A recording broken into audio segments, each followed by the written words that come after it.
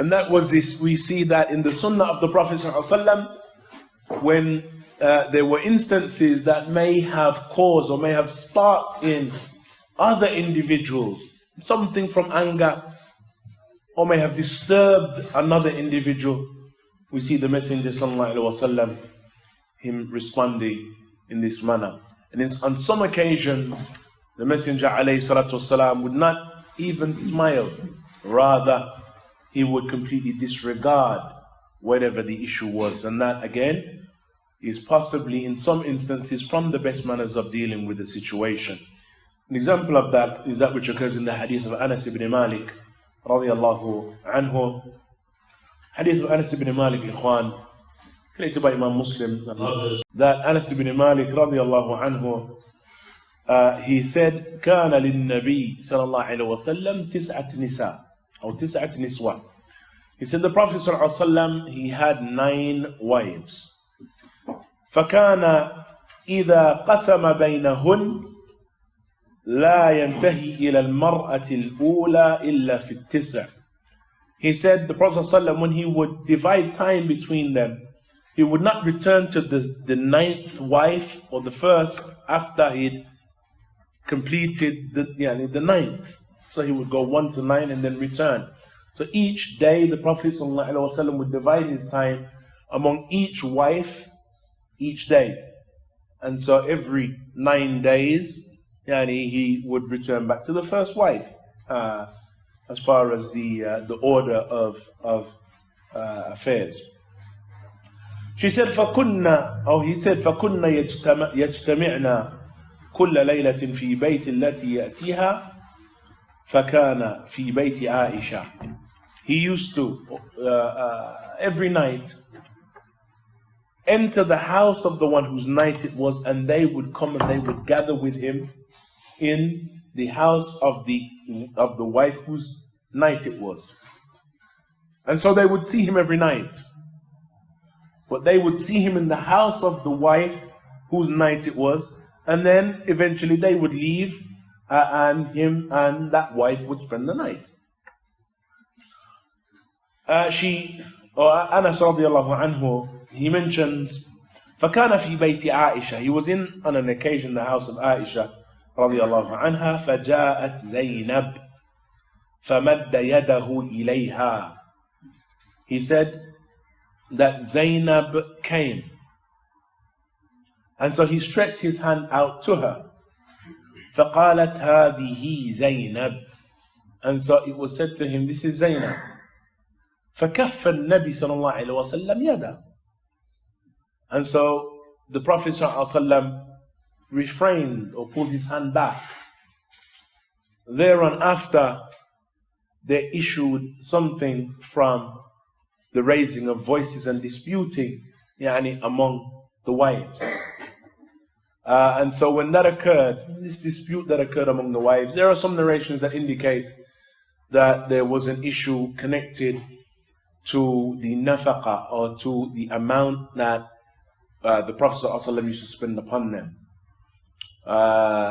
The affair led to them gathering around the Messenger of Allah ﷺ and complaining and desiring or requesting an increase in the nafaqa, an increase in the amount that was spent upon them.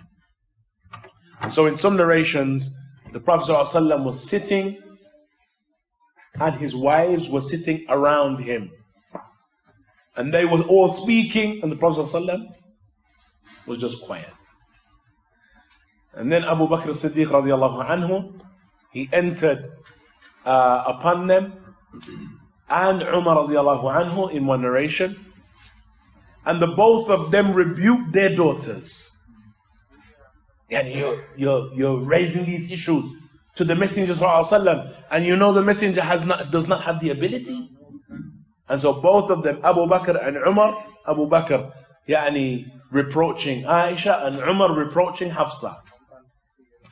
And so in this narration, in this version of the narration, the voices were being raised, وَأُقِيمَتِ الصَّلَاةِ, and Salah was, the Iqamah was being called for the salah. فمر أبو بكر على ذلك فسمع أصواتهما فقال اخرج يا رسول الله. He said that Abu Bakr came along and heard the voices of the two of them. And what this narration indicates was that the dispute that occurred was between Zainab and Aisha radiallahu anha, since the voices of both of them were mentioned. While in variant narrations, we have all of them speaking to the extent that their voices were all raised in discussion of the issue. So Abu Bakr as-Siddiq radiallahu anhu, he came along and he said, let us go or leave, O Messenger of Allah, for salah. وَحْثُ فِي أَفْوَاهِهِنَّ التُّرَابِ.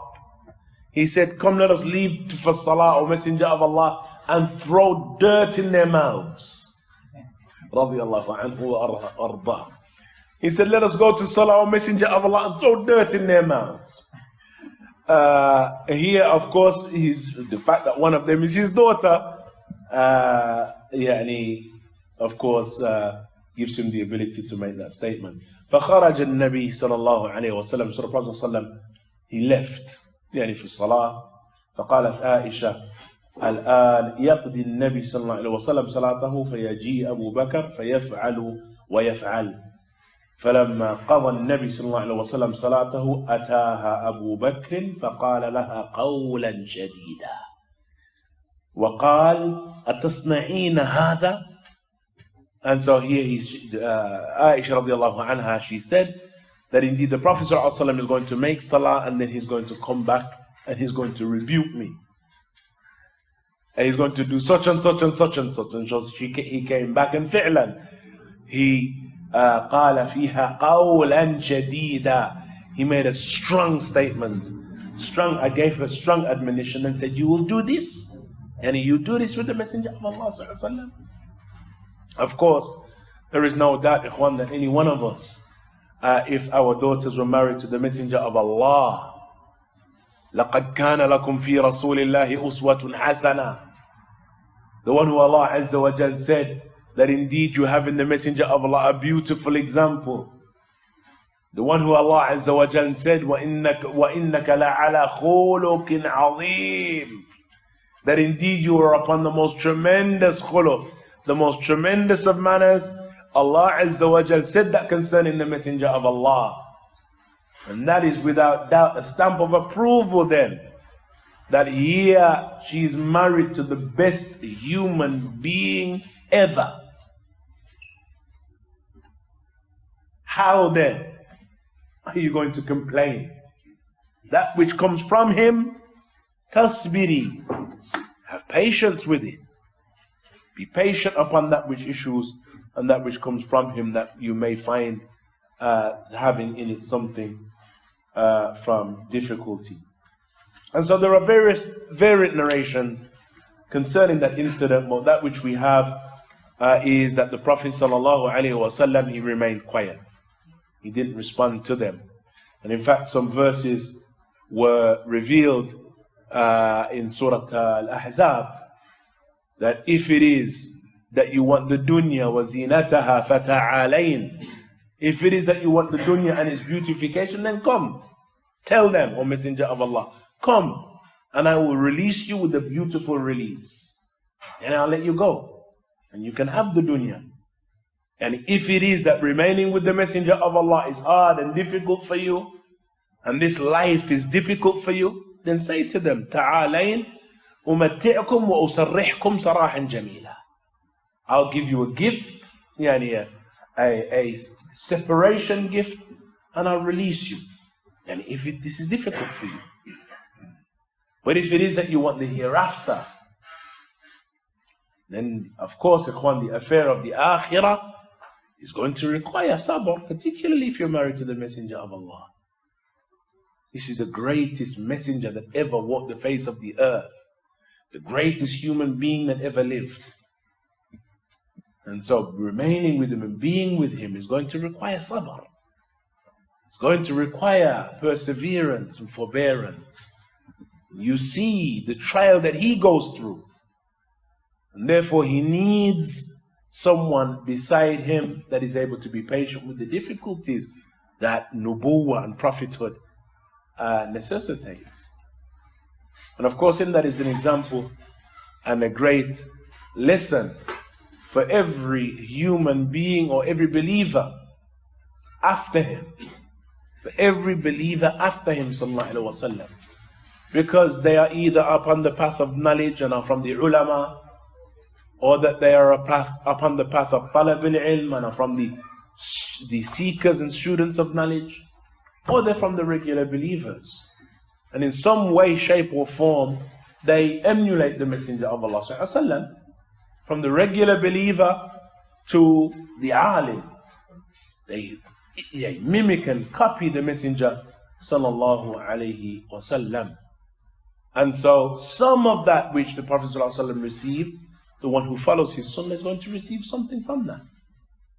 And particularly if he or she is from the people of knowledge, and those people who receive those trials and calamities that are going to come to those who resemble the Prophet ﷺ the most and resemble the Anbiya the most, then they're going to require, they themselves are going to require sabr and are going to need someone who stands beside them with the same level of perseverance, or at the very least able to aid and support the one or their partner during those difficulties and during those hardships. Now,